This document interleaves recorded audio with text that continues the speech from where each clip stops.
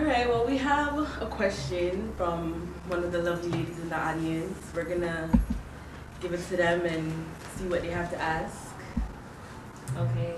What was your first break? Like, what song, like, put you out there?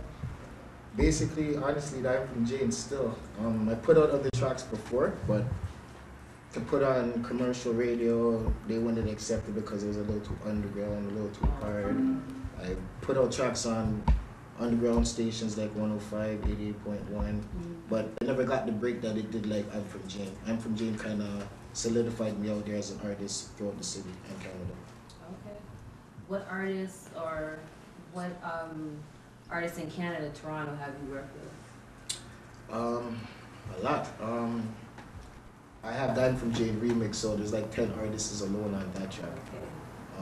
Otherwise than that, I've worked with R&B artist Keon Love. I've worked with artists like Palms, Product of My Society. I've worked with Black Sage from Rexdale. I have so much work that's being done right now, so I can name a whole bunch of artists throughout the city that I've worked with and still gonna work with in the future. Okay. When's the next time we can hear from you? Single, album? Hopefully very soon. You know what I mean? It's just depending on people, you know? Depending on the people. I like that one. So, I have two questions for you. Okay. Other than downloading, where would we hear your music or find your music? Well, I have a mixtape that we're working on right now, which is the I'm From Jane mixtape, which I'm going to get various artists throughout the Jane Strip to collaborate and put on certain singles, songs that they've done before, or even collaborate with other artists from Jane, put the mixtape together. So you'll hear that project no later than, well, I had a set date before, but we're still trying to improve it. So hopefully by ending of December for the New Year's, for 2010. Okay, has your style of music ever been compared to any other artist? Nope. No? If you were to compare yourself to one artist, who would it be? I can't compare myself to anybody. I'm original. Okay.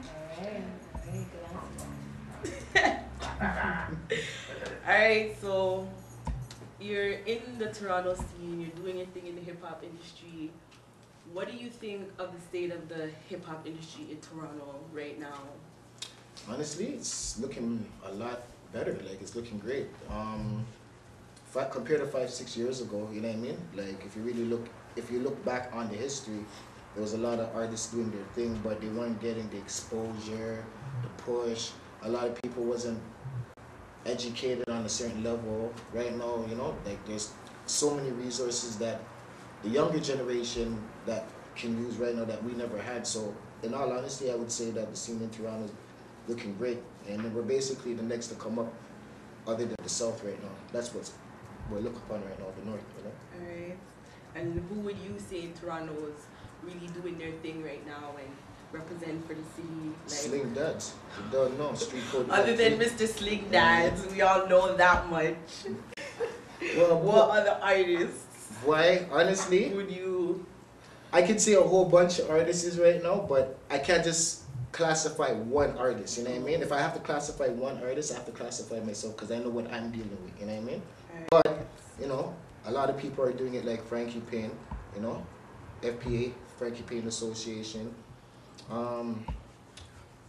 There's so much artists, like I say, you know what I mean? But I can't just get into, I'd have to say myself, you know what I mean? Straight goods. I hear that. It's keeping it political. Well, I like you know, that one. I gotta promote me, man, you know what I mean? I know, like, I feel I'm the best out here, so I gotta promote me, you know what I mean? Alright, Sling Dadz, you don't know.